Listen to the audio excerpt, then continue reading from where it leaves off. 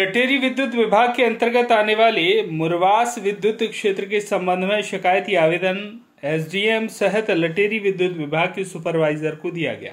इसमें शिकायतकर्ता हसीन खान द्वारा मांग की गई कि उसके 30/11/2020 में विद्युत कनेक्शन की बिल राशि 10,000 जमा कर दी गई थी। इसकी रसीद विद्युत विभाग के द्वारा मुझे दी गई थी, लेकिन इसके बावजूद भी मेरा बिल विद्युत विभाग में कर्मचारियों की मिलीभगत के चलते जमा नहीं किया गया। राशि बढ़ाकर अब लगभग 16,000 रुपये से अधिक की हो गई। इसका निराकरण किया जाए। वहीं 19 अक्टूबर 2022 में 5 HP के सिंचाई कनेक्शन के लिए मेरे द्वारा 9,000 की राशि प्रदान की गई थी, जिसकी रसीद अभी तक मुझे नहीं दी गई है। मुझे इसकी रसीद दिलवाई जाए। शिकायतकर्ता द्वारा यह भी बताया गया कि 2022 में किसान भाइयों के लिए एक योजना भी आई थी, जिसमें कि 5 रुपये में सिंचाई पंप के लिए कनेक्शन देना था। इसकी रसीद कई लोगों के लिए इन्होंने दी भी है, लेकिन मुझे 9,000 रुपये उससे लिए गए और इसकी रसीद भी मुझे नहीं दी।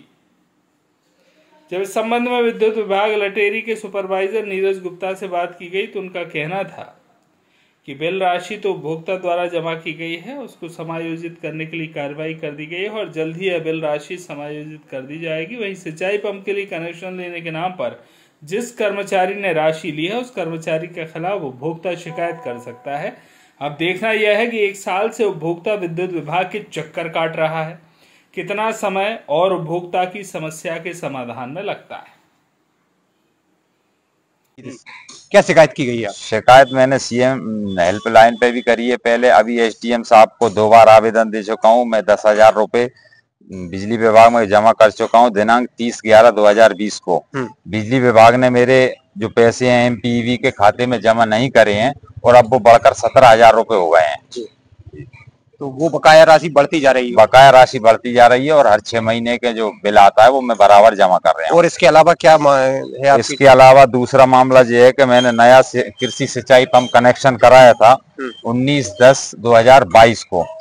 तो इन लोगों ने मुझे रसीद नहीं दी जा रही। अभी तक भी मैं आवेदन करता आया हूँ। लाइन वापस नहीं ले रहा है, इसलिए ये जी हेल्पलाइन मैंने वापस नहीं ली। हेल्पलाइन उनने ही किसी तरह से बंद करवा दी गई है, मैंने वापस नहीं करी हेल्पलाइन की शिकायत।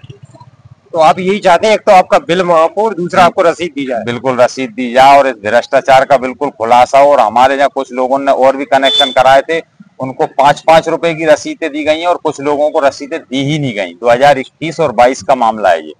ठीक, शिकायत की गई, एक तो इनके बिल एडजस्टमेंट को लेकर है, दूसरी इनको कुछ सिंचाई पंप हेतु कनेक्शन दिया गया था उसकी रसीद को लेकर है। क्या कहना चाहेंगे आप? इनकी एक रसीद का विषय है कि रसीद इनके द्वारा जमा की गई थी कि उसका पैसा इनके समायोजित नहीं हुआ, तो उसके लिए हमने यहाँ से बना के प्रकरण भेज दिया है। दिल्ली उसका हो जाएगा।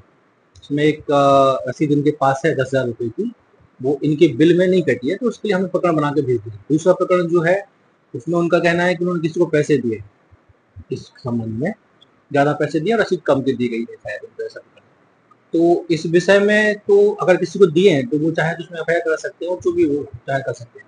अगर तो मेरे इधर से इसमें कुछ वो नहीं है। बाकी दूसरा प्रकरण जो रसीद वाला उसमें मैं कर सकता हूँ। कितना टाइम और मांगे रसीद के लिए? कम से कम 1 हफ्ता बस मान लीजिए, इसमें हम कर देंगे। लटेरी से राजेश विश्वकर्मा की रिपोर्ट।